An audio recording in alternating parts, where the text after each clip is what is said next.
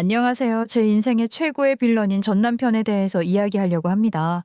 사람들이 이런 말 자주 하죠. 세상에서 제일 속을 알 수 없는 게 바로 사람 속이라고요. 그래서 열 길 물속은 알아도 한 길 사람 속은 모른다는 속담까지 생겨난 거겠죠. 저는 그동안은 이런 말에 크게 공감하지 못했었어요. 제 주변 사람들이라고 해봤자 제 또래이고요. 다들 비슷하기 때문에 더러운 일을 겪어보질 못했어요. 그런데요.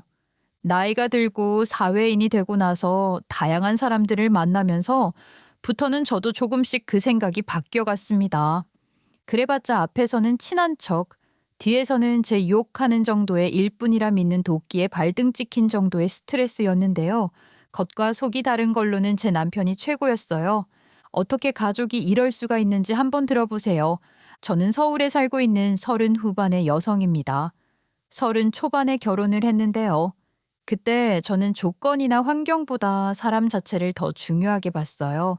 집안 형편이나 배경, 직업 같은 건 크게 따지지 않았고 오로지 남편의 인간성 하나만 믿고 결혼을 결정했어요.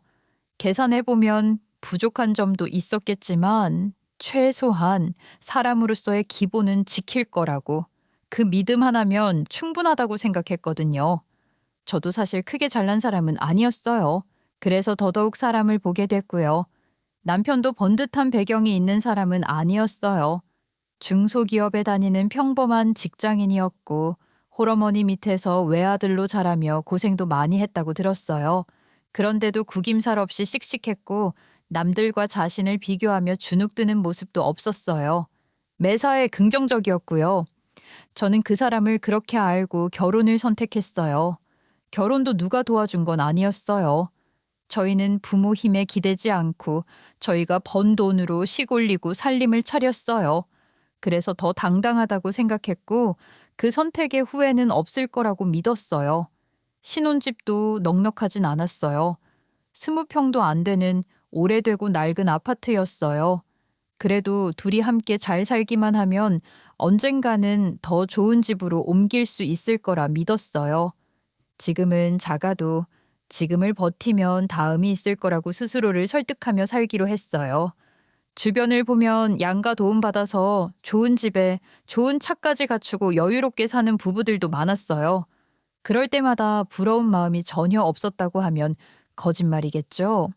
그래도 저희 집이 못해준 걸 다른 집에 기대하지는 말자고 그렇게 제 마음을 다독이며 지냈어요. 그래서였을까요? 남편의 다정함이 더 크게 느껴졌어요. 연애할 때부터 저한테 참 잘했는데 결혼을 앞두고 저희 집에 인사드린 뒤로는 그 태도가 더 분명해졌어요. 저희 부모님께도 살갑게 굴었고 제 여동생에게까지 먼저 챙기고 신경 쓰는 사람이었어요. 비싼 건 아니어도 사소한 선물 하나 챙겨주고 안부를 묻고 작은 일에도 걱정해주는 모습들이었어요. 아버님, 가을만 되면 기력 떨어지신다고 하지 않았어? 전에 뵀을 때 보니까 많이 안 좋아 보이시던데. 홍삼이라도 사서 보내드릴까? 그걸 기억해? 고맙네. 우리 집에 너무 잘하는 거 아니야? 그럼 잘해야지. 결혼하면 다 가족인데 잘해드리는 게 당연하지.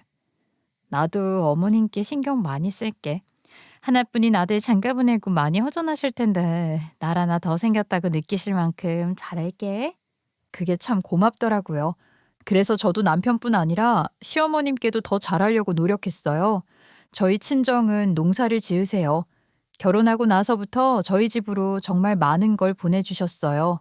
고춧가루나 쌀, 김치, 밑반찬, 기본적인 것들뿐만 아니라 라면, 참치, 부침가루 같은 사소한 것들까지도요.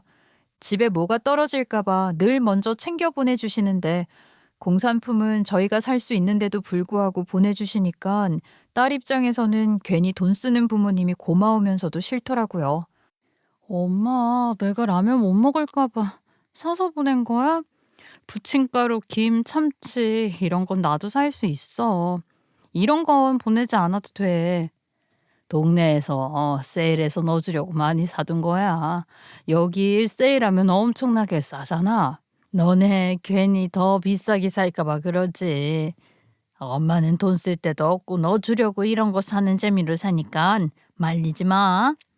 알았어. 그럼 잘 먹을 테니까 우리 때문에 큰돈 쓰지 마. 알았지? 그런데 남편도 그걸 그냥 받기만 하는 사람은 아니었어요. 저희 친정에서 보내준 것들을 보면서 진심으로 감동하더라고요. 장모님이 진짜 최고다. 택배 보내주실 때마다 우리 집이 꽉 차는 느낌이야. 감사하다고 전화라도 한번 드려야겠어.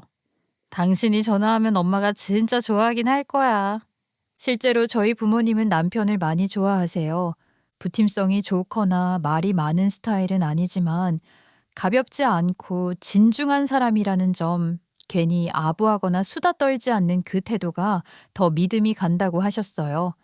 그래서 저는 더 안심했고 이 결혼이 잘 선택한 결혼이라고 생각했어요.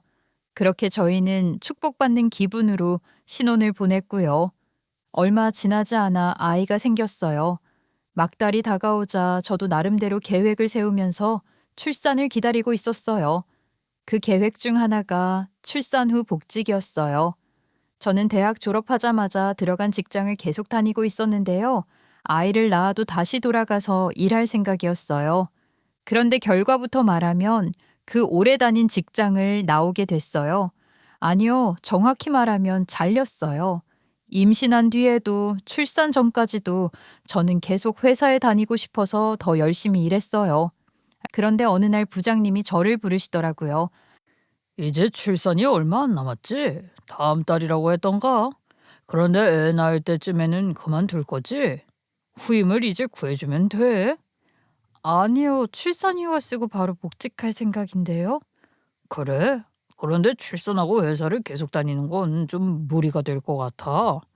그만두라는 말이었어요. 저는 솔직히 계속 다니고 싶었고 충분히 할 수 있다고 생각했어요.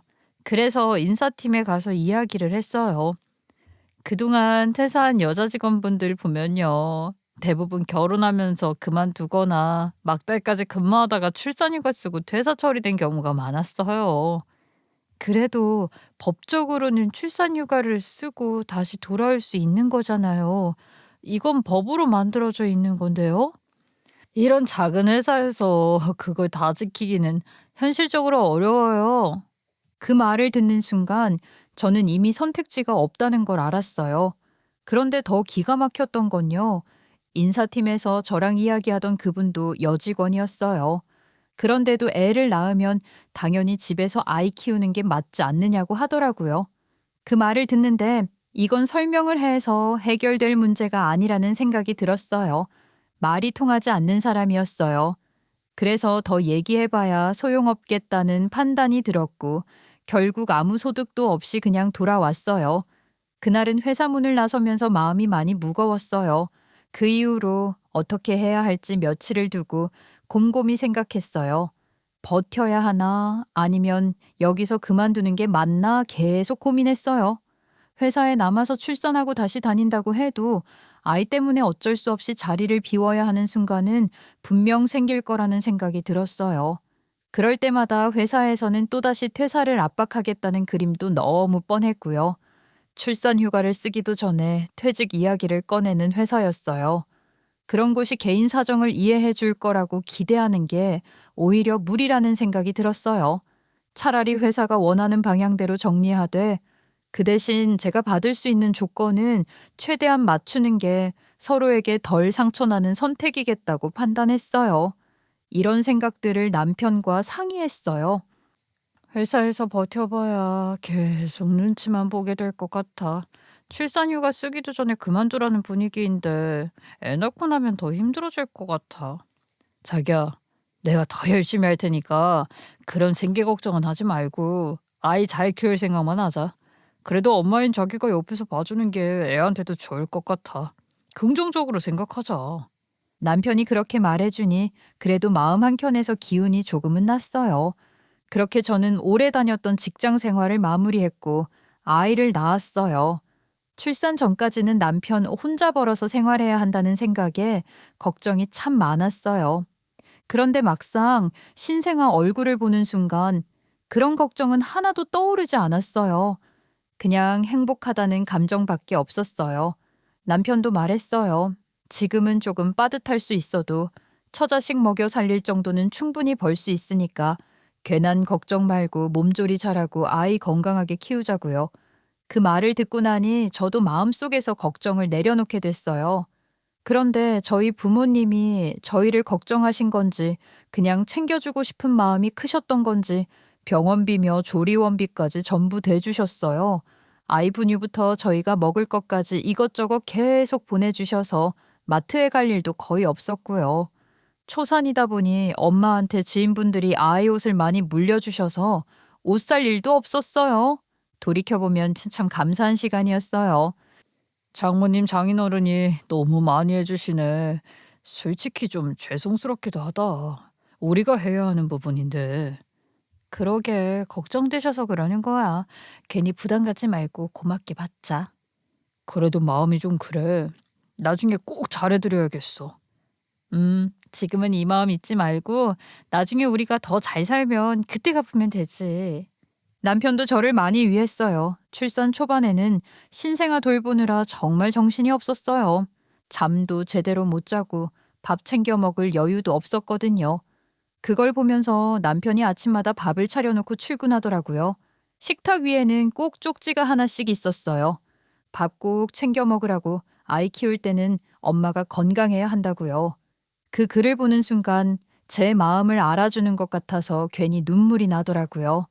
그 무렵부터 남편이 원래 다니던 지사가 아니라 본사로 출근하게 됐어요. 출퇴근 시간이 왕복 1시간 반이나 됐거든요. 그 긴 거리를 다니면서도 퇴근하면 아이도 같이 보고 저도 챙기고 남편도 많이 힘들 텐데 싶어서 그냥 마음이 짠했어요. 그래도 그땐 그렇게 생각했어요. 돈이 없으면 없는 대로 아끼면 되는 거고 집안이 화목한 게 제일이라고요. 그래서 저도 남편을 더 위했고 남편도 저를 위했고 저희는 서로를 안쓰럽게 여기면서 그렇게 살고 있었어요. 그러던 어느 날이었어요. 남편이 친구들 모임에 다녀왔는데 얼굴이 영 안 좋더라고요. 왜 그래?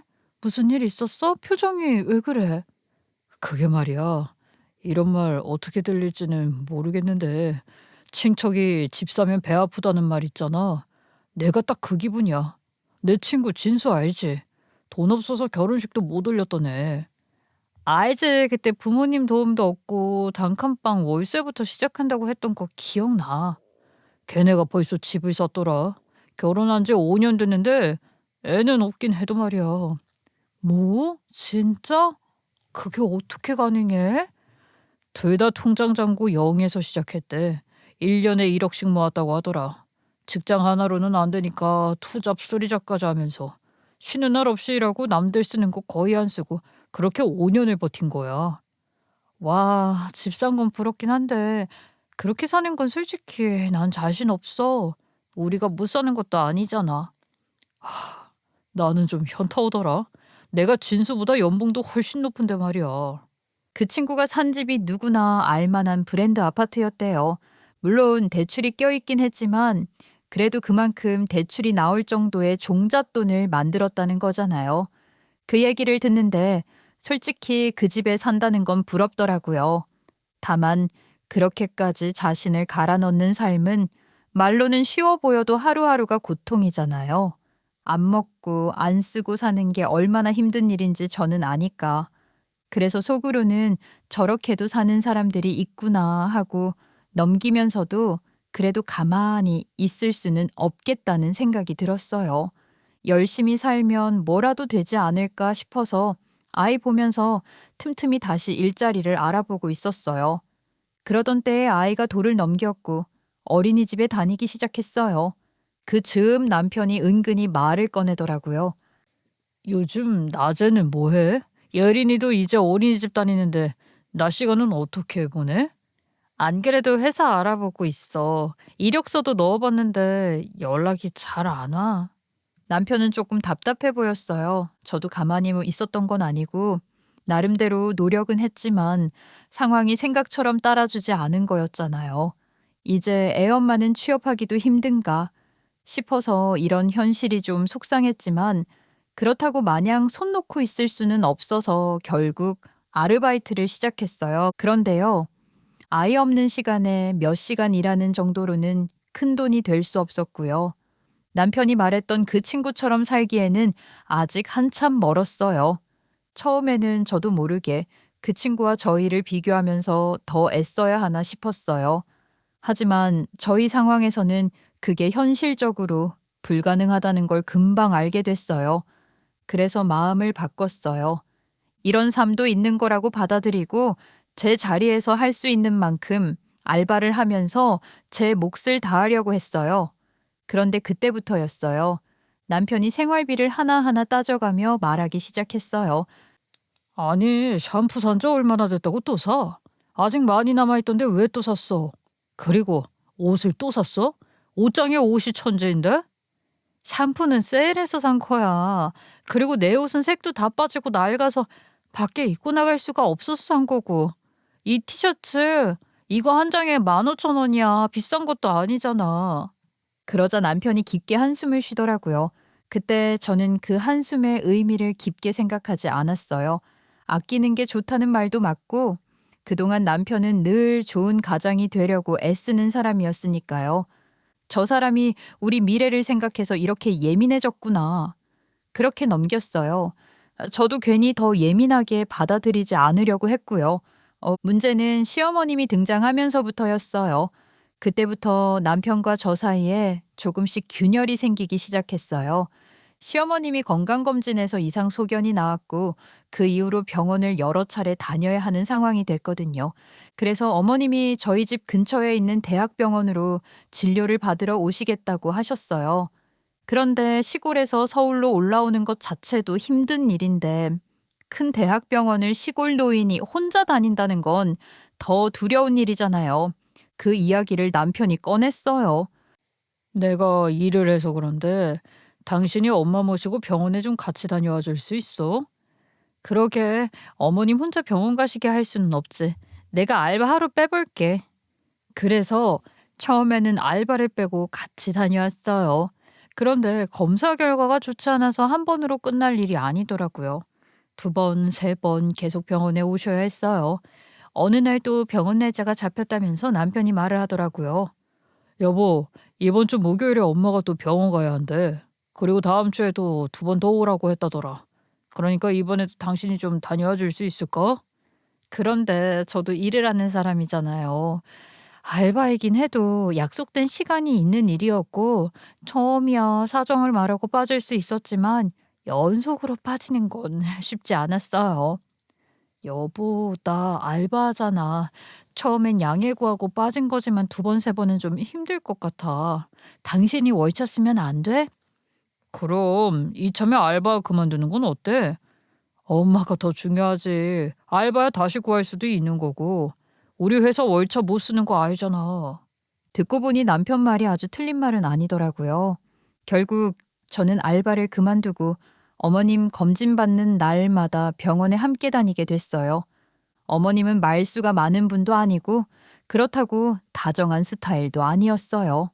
그렇지만 저를 불편하게 하거나 부담 주는 말이나 행동은 전혀 안 하셨어요. 병원에 오신 김에 저희 집에서 하루 주무시고 가셔도 될 텐데도 아이는 아예 보려 하지 않으시고 병원 일정만 딱 마치고 바로 내려가셨어요. 그래도 저는 그게 마음에 걸려서 어머님을 붙잡고 점심이라도 같이 먹고 차비도 챙겨드려서 보내드렸어요. 그게 며느리로서 제가 할 수 있는 최소한이라고 생각했거든요. 문제는 그때부터였어요. 어머님 병원 다니는 동안 교통비, 식비, 간식비가 전부 생활비에서 나갔고 그 달 카드값이 눈에 띄게 늘어났어요. 원래도 남편이 생활비에 예민해진 상태였잖아요. 저보고 아끼라고 또 아끼라고 하던 사람이었는데 이번엔 좀 다르더라고요. 이번 달 카드값이 꽤 나왔네. 아무래도 어머님 모시고 병원 다니느라 많이 쓴 것 같아. 모아둔 돈을 조금 써야 할 것 같아. 엄마 아픈데 이 정도는 예상했어. 그래도 병원비가 의외로 적게 나왔다고 생각해. 말은 그렇게 하더니 그 뒤로 바로 저한테 생활비 잔소리가 시작됐어요. 저번 달에 산 수세미를 왜 또 샀어? 끓는 물에 팔팔 삶아서 소독하면 더 쓸 수 있잖아. 해진 것도 아닌데. 수세미는 한 달에 하나씩 바꿔가며 쓰는 게 맞아. 아무리 소독해도 한 달이 한계야.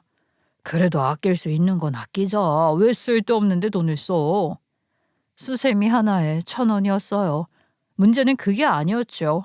생활비 때문이 아니라 어머님 병원비로 돈이 나간 게 불편해서 괜히 저를 잡돌이하는 것처럼 느껴졌고요. 그 일로 그날 저희는 크게 한번 부딪혔어요. 이렇게 다듬어 보면 감정선이 더 또렷해져요. 당신, 이건 진짜 너무한 거 아니야? 지금 상황이 어떤데 이걸로 나한테 이런 말을 해. 내가 무슨 사치라도 했어? 생활에 꼭 필요한 걸 산 건데. 아, 이게 나 좋으라고 하는 일이야? 내가 혼자 벌어서 우리 셋이 같이 쓰는 돈이잖아. 그러니까 아끼자는 거지.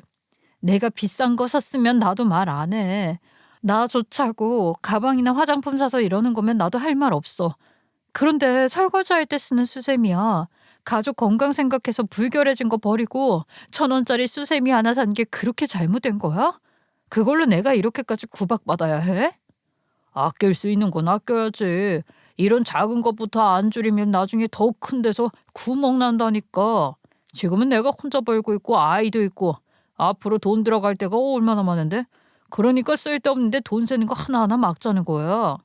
남편 말은 끝까지 똑같았어요. 자기가 혼자 번 돈이니 아낄 수 있는 건 무조건 아껴야 한다는 거였어요.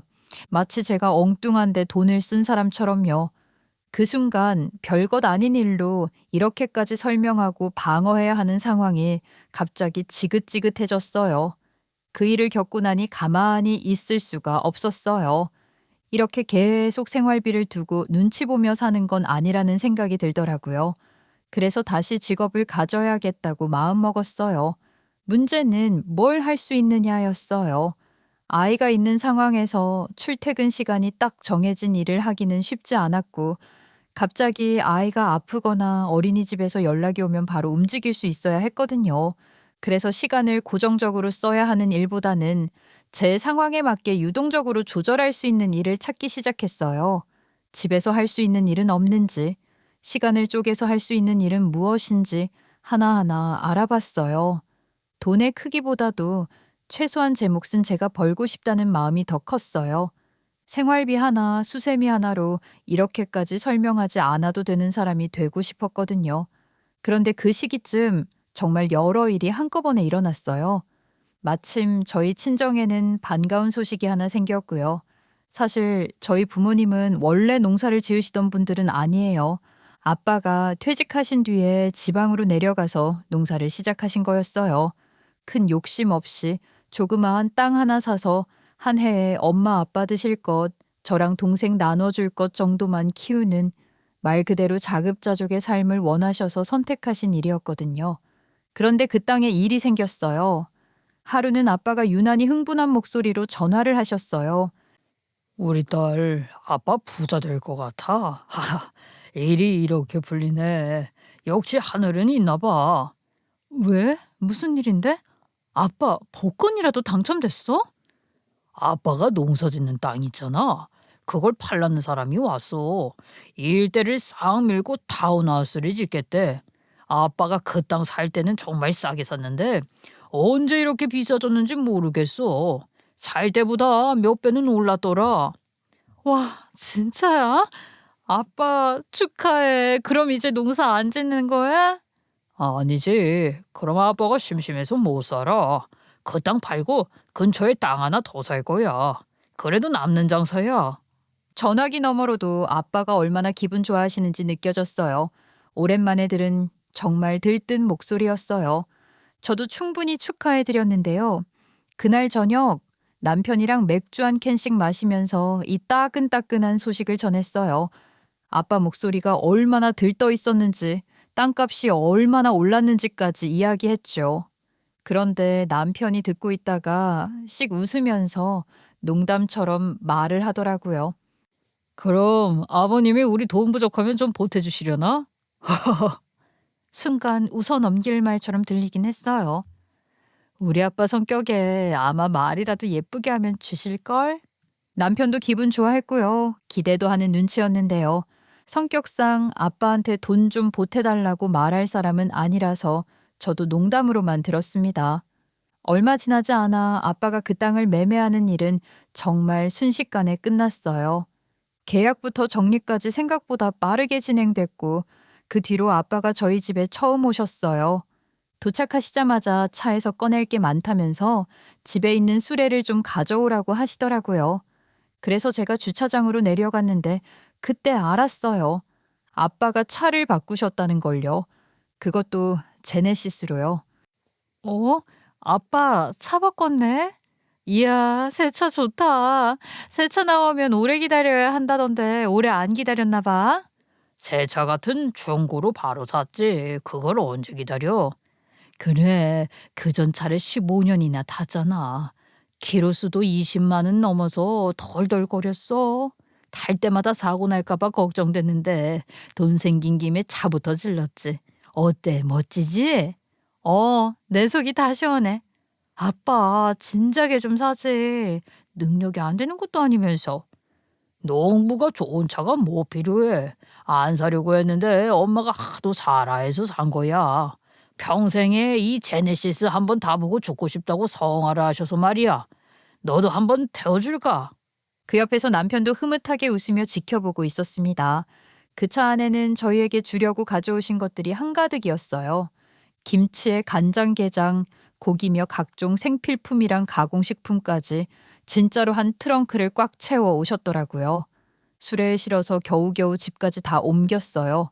그런데 짐을 정리하다 보니 좀 낯익은 고급 명품 브랜드 쇼핑백이 2개 있더라고요. 엄마한테 이게 뭐냐고 물었더니 저희 옷도 한 벌씩 백화점에서 사왔다고 하시면서 겨울 패딩을 꺼내주셨어요. 그것도 꽤 고가인 걸로요. 마음도 잘 먹어야 하지만 옷도 잘 입고 다녀야 무시 안 받는 거야. 김서방, 어때? 옷 잘 맞아? 이거 비싼 브랜드잖아요. 돈 너무 많이 쓰신 거 아니에요? 정말 감사합니다. 잘 입겠습니다. 엄마, 아빠나 사입지 이렇게 비싼 옷을 우리만 사주면 어떡해? 아빠랑 엄마는 작업복만 있으면 돼. 경치 좋은 데 살아서 어디 나갈 일도 없고 그냥 하던 대로 사는 게 제일 편해. 게다가 그날 저녁 엄마가 싸운 음식으로 또 한 상 차려서 같이 먹고 식사 후에 제가 설거지를 하고 있었는데요. 그때 엄마가 제 옆으로 오시더니 말없이 슬쩍 봉투 하나를 건네주셨어요. 안에 100만 원이 들어있었어요. 엄마, 이게 무슨 돈이야?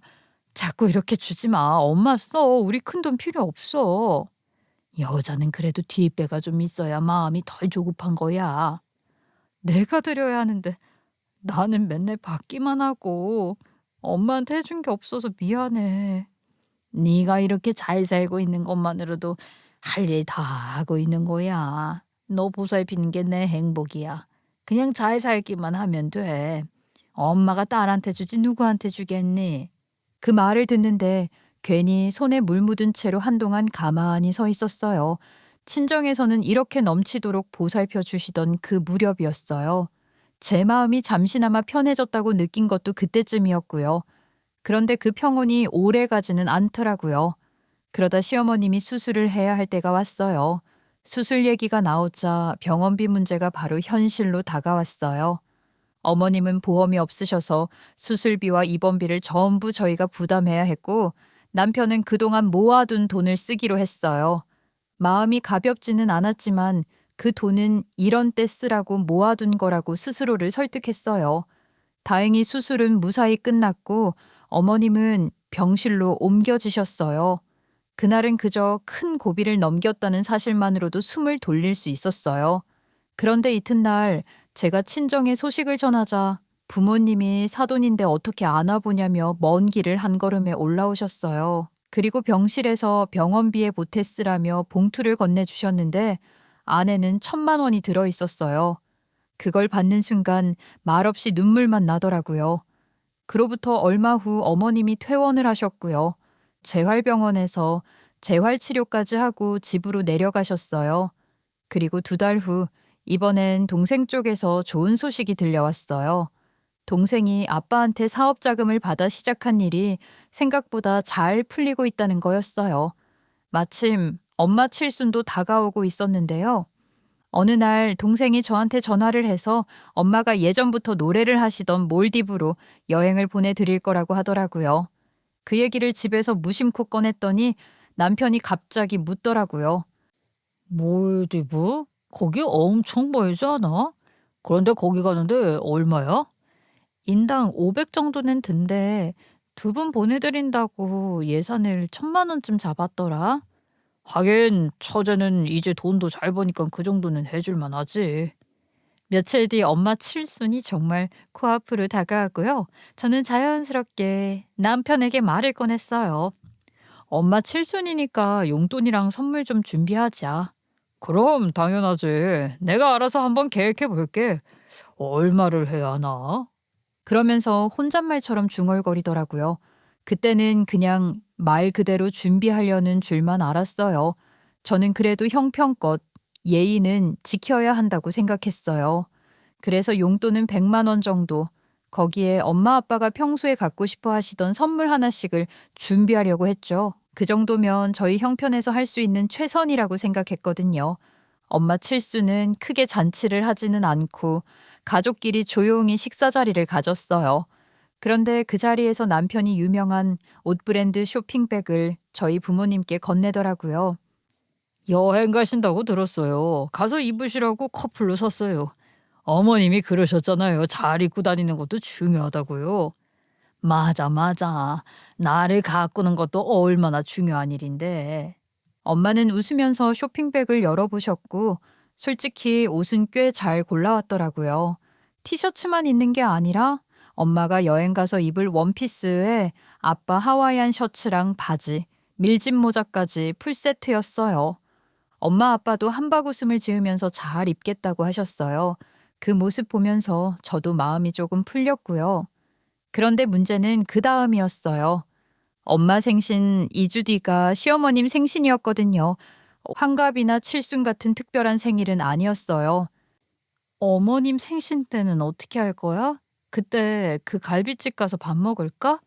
아, 안 가도 괜찮아. 엄마 그 주에 여행 가. 우리 안 간다고 이미 말했어. 그래? 여행 가신다고? 몸은 괜찮으시대? 어디로 가시는데? 엄마가 한평생 유럽에 가고 싶으시다 하셔서 유럽 여행 가기로 했어.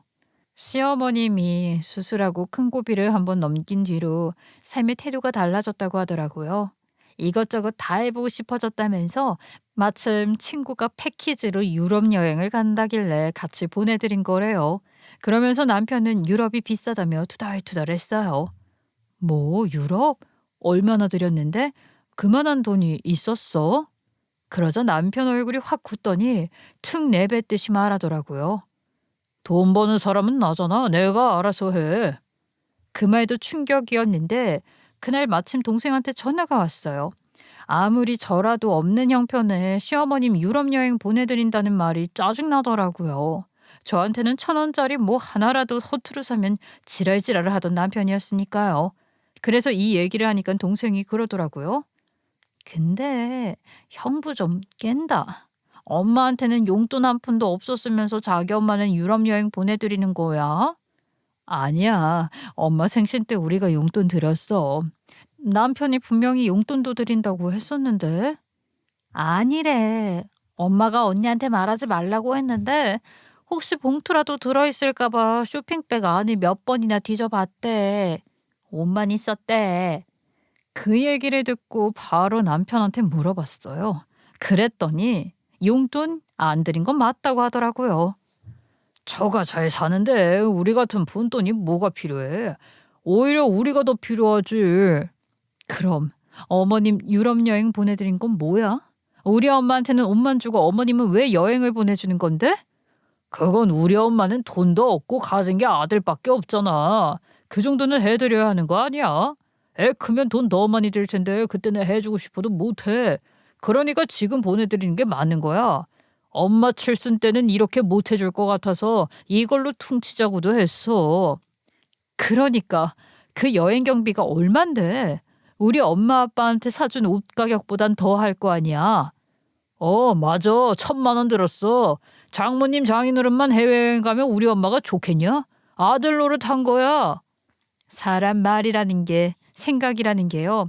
딱 그 지점에서 마음이 확 식는 거잖아요. 남편 말을 듣는데 정말 배신감이 밀려오더라고요. 그날은 더는 그냥 넘길 수가 없어서 남편한테 제대로 따졌어요. 말 안 하면 이건 계속 이렇게 갈 것 같았거든요. 당신, 이건 좀 너무한 거 아니야? 솔직히 말해서 나 너무 서운해. 뭐가 그렇게 서운한데? 서운할 게 있나? 우리 부모님이 그동안 우리 얼마나 도와줬는데 병원비며 살림이며 애 키우는 것까지 뒤에서 다 챙겨주셨어. 그런데 칠순에 고작 옷 한 벌이야? 그것도 용돈 하나 없이? 장인어른 장모님이 우리보다 형편이 훨씬 더 좋으시잖아. 우리 챙겨주시는 게 더 많으시니까 그런 거지. 나도 고민하다가 옷 사드린 거야. 두 분이 필요한 게 뭘까 하다가 여행 가서 입을 쌈박한 옷이 필요할 것 같아서 산 거고. 그런 옷이면 충분히 선물이 될 거라고 생각했어. 충분하냐고? 어머님 생신에는 유럽 여행 보내드리면서 그것도 지금 우리 형편에 그게 말이 돼? 남편은 잠깐 말이 없다가 얼굴을 찌푸리더니 툭 던지듯 말하더라고요. 아껴야지. 요즘 물가 얼마나 올랐는데? 그래서 우리 부모님한테는 아끼고 어머님한테는 천만 원 쓰는 게 아끼는 거야? 할 거면 적어도 비슷하게는 했어야지. 내가 벌어서 내가 내 부모한테 효도하는 건데 뭐가 문제야? 꼬우면 너도 네가 벌어서 네 부모한테 효도해. 그 말을 듣는 순간 정말 어이가 없어서 말문이 막히더라고요. 어떻게 저런 철없는 말을 할 수가 있죠? 자기가 번 돈이니 자기 엄마한테 쓰는 건 당연한 거라잖아요. 너무 화가 나더라고요. 그 다음부터는 말끝마다 네 돈, 내 돈을 따지기 시작하더라고요. 내가 아침부터 회사 나가서 피땀 흘려 번 돈이고 내가 벌어모은 내 돈인데 어디에 쓰느냐를 왜 당신이 따지는데? 뭐라고? 어떻게 부부 사이에서 그런 말을 해? 네 돈 내 돈이라니. 그럼 네 거 내 거 따로야? 현실적으로 보자는 거지. 지금 돈 버는 사람은 나잖아. 그 순간 이 사람은 지금까지 나를 어떻게 보고 있었던 걸까 싶더라고요. 그제야 이 인간 사람 이하라는 걸 깨달았어요.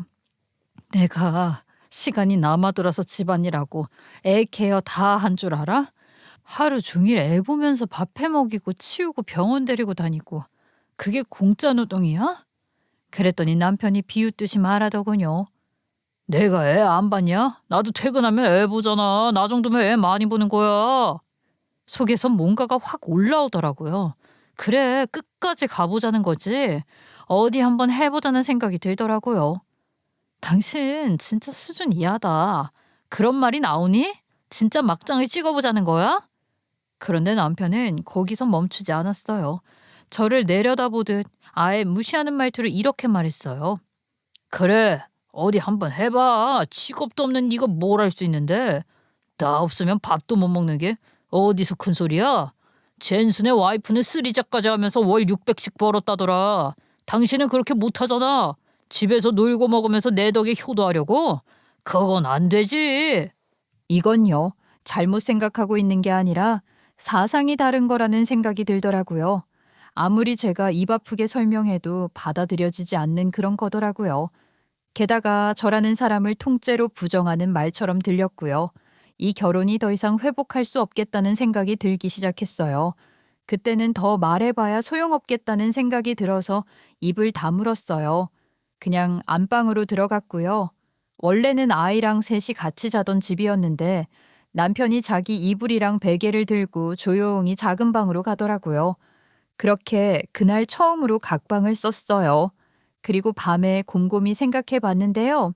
치사하게 나오는 남편에게 그날 이후부터는 저도 마음을 접고 남편이 하는 방식 그대로 치사하게 나가기로 했어요. 생각해보니 집에 있는 음식 대부분이 다 저희 부모님이 보내주신 거였어요. 쌀, 김치, 반찬 같은 기본적인 것들 전부요. 남편이 생활비 운운하면서 저를 몰아붙이는데 정작 식탁에 올라오는 건 다 친정 덕분이었거든요. 다음 날 아침 남편 출근하는데 일부러 아침밥을 안 차려줬어요. 이젠 밥도 안 차려주냐? 놀고 먹는 게 당신 특기라서 지금 특기하는 거야? 네 돈 내 돈 따진다며 쌀이랑 반찬 우리 엄마가 준 거야. 이 집에서 먹는 것 중에 당신 돈으로 산 게 없으니까 알아서 밖에서 사 먹어. 진짜 당신 이런 사람이었냐? 너무 진상이다. 나 바쁘니까 이따 얘기해. 그렇게 말하고 그냥 나가버리더라고요. 그런데 그날 낮부터 문자가 계속 왔어요. 이렇게까지 나올 거면 저보고 생활비를 내라는 거였어요. 집세, 관리비, 물세까지 전부 자기 돈으로 나가고 있는데 그걸 왜 당연하게 생각하냐고요. 반반씩 내재요. 그래서 저도 짧게 답했어요. 걱정하지 마. 오늘부터 내 살 길은 내가 알아서 할 테니까. 그랬더니 바로 어쩔 거냐고 답장이 오더라고요. 그래서 집에 가보면 알게 될 거라고 했어요. 저도 다 작전을 짰거든요. 그날 남편이 출근 후 뒤에 저는 아이를 어린이집에 보내지 않았어요. 짐을 챙겨서 아이 손잡고 그대로 친정으로 갔어요. 더 이상 그 집에 있을 이유가 없다고 판단했거든요. 친정으로 간 뒤에 마침 여행 다녀오신 엄마 아빠가 저희 모습을 보고 많이 놀라셨어요. 저도 사실 이런 말까지 하고 싶지는 않았는데 그날은 더는 숨길 수가 없더라고요. 엄마 아빠는 괜찮으니까 이제 그만 남편이랑 화해해. 아니야, 나는 그 꼴은 못 보겠어. 남편이 직접 와서 사과하고 자기 잘못을 인정하기 전까지는 화해 안 할 거야. 이참에 고쳐야 할 건 다 고치고 싶어. 엄마가 말없이 저를 보시길래 마음에 쌓아둔 말을 다 꺼냈어요. 내 부모, 네 부모 나누는 태도부터 우리가 해준 걸 당연하게 여기는 버릇, 우리 부모님 돈은 우습게 보는 그 생각까지 나 이번에는 그냥 넘어갈 생각 없어. 그래서 나도 각오하고 나온 거야. 그날 밤 남편이 퇴근했는지 전화가 왔어요. 울리는 거 보고도 받지 않았어요. 그렇게 하루가 그냥 지나갔어요. 다음 날 아침 아빠가 남편한테 따로 연락해서 제가 여기 있다고 말한 것 같더라고요. 그런데도 남편은 와보지도 않았어요. 전화만 계속 걸어오더라고요. 아마 제 고집을 꺾고 싶었나 봐요. 그러다 문자 하나가 왔어요. 당장 안 돌아오면 확 이혼해버린다. 직업도 없는 네가 어디 가서 뭘 하겠냐? 그 문자를 읽고도 저는 답장하지 않았어요.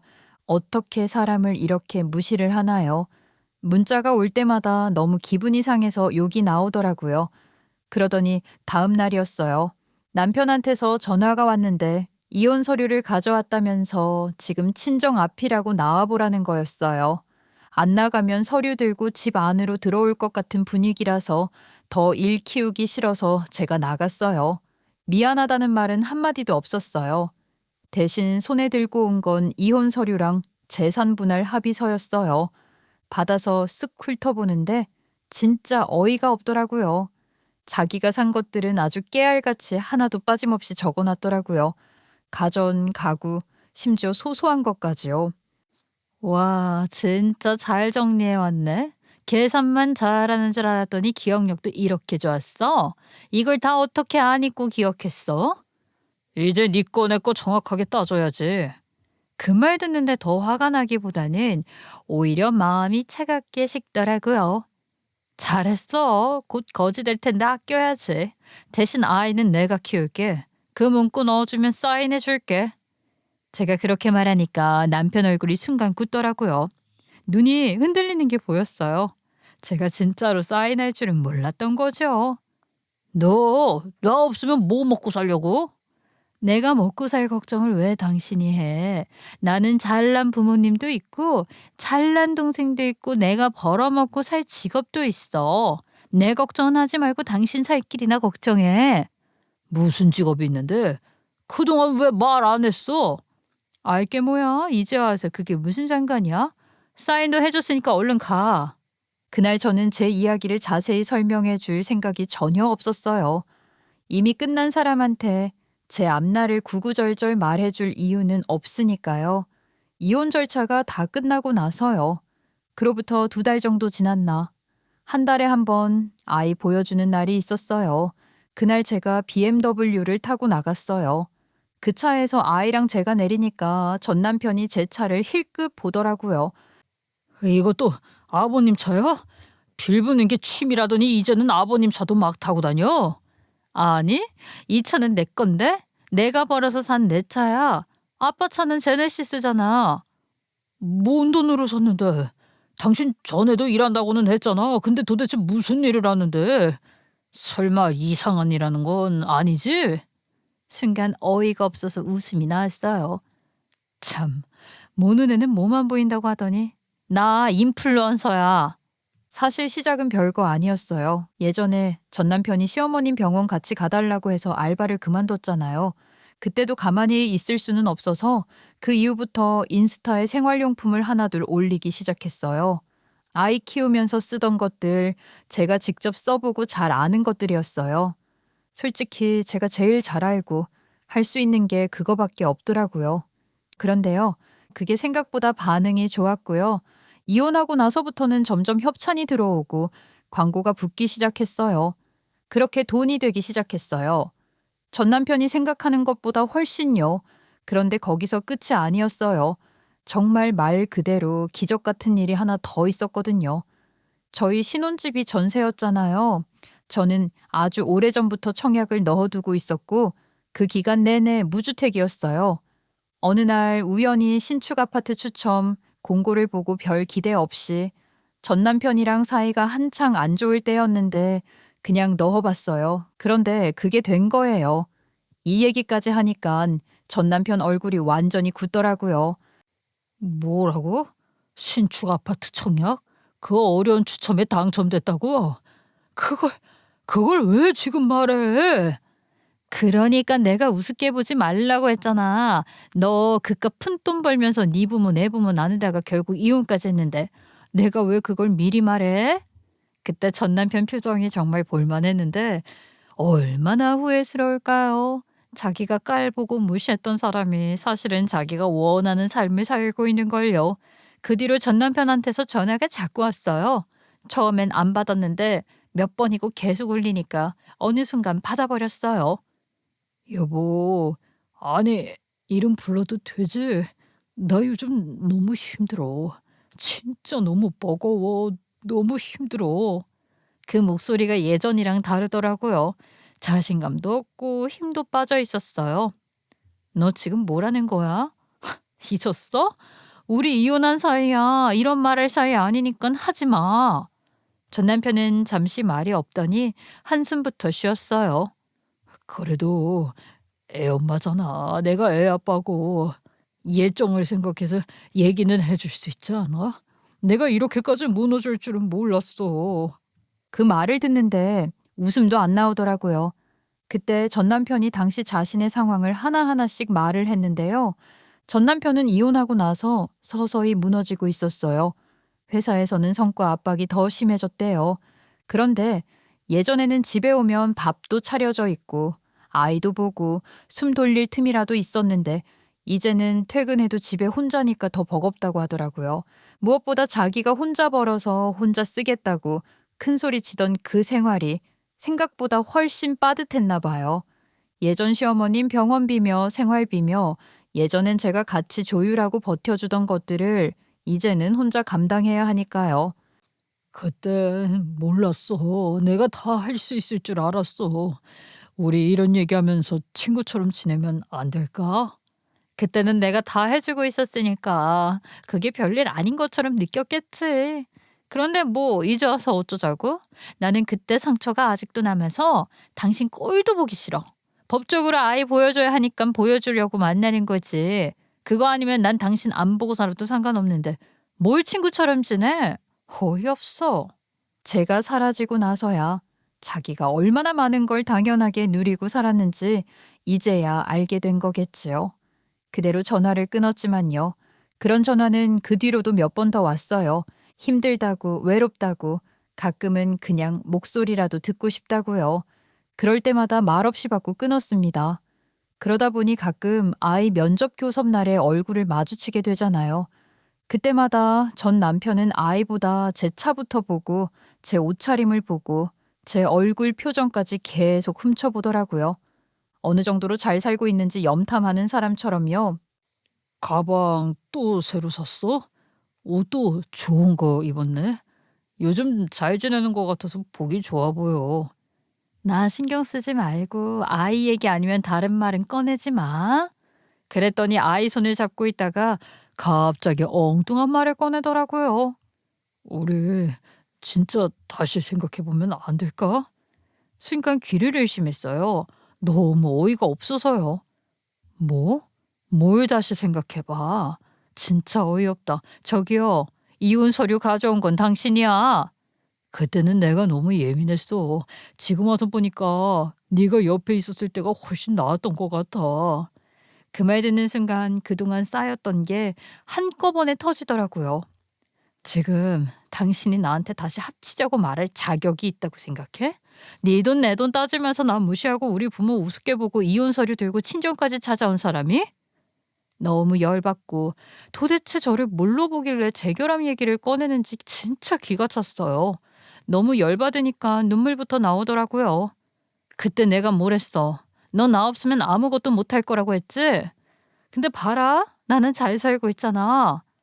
그래도 아이 생각해서 마음을 좀 돌려주면 안 돼? 애는 무슨 죄야. 아빠랑 엄마랑 따로 사는 건 애 정서에 안 좋아. 그걸 아는 사람이 이혼 서류를 친정까지 가져오냐고. 아이 핑계 대지 마. 당신은 내가 돈 잘 벌고 잘 나가 보이니까 거기에 얹혀가고 싶은 거잖아. 정말 최악이다. 솔직하게 내가 잘 벌게 되어서 재결합하고 싶다고 말했으면 더 나았을 것 같다. 어디 아이 위하는 척이야. 그런 말 꺼내지도 마. 진짜 최악이니까. 그날 집에 돌아오는데 속이 시원하다 후련하다 보다 애 아빠라는 사람이 왜 저러고 사는지 더 화가 나더라고요. 이제는 전 남편 생각하면 욕부터 나올 만큼 저는 정리가 끝나 있었습니다. 반면 저는 제 삶을 다시 키워가고 있었어요. 처음에는 혼자 시작했지만 일이 점점 커지다 보니 혼자서는 도저히 감당이 안 되더라고요. 사진을 찍어주는 사람, 영상을 편집해주는 사람, 문의를 응대해주는 사람까지 하나둘 필요해졌어요. 그래서 저는 제 팀을 꾸리게 되었고요. 좀 더 체계적이고 과감하게 일을 하기 시작했어요. 이렇게 일을 키워보니 제가 사장이 된 것 같고 좀 높은 사람이 된 것 같고 정말 좋더라고요. 역시 사람은 일을 해야 하나 봐요. 제 이름을 가진 하나의 브랜드로 제 선택으로 제 삶을 운영하며 열심히 살고 있습니다. 게다가 최근에는 새 집으로 이사도 했어요.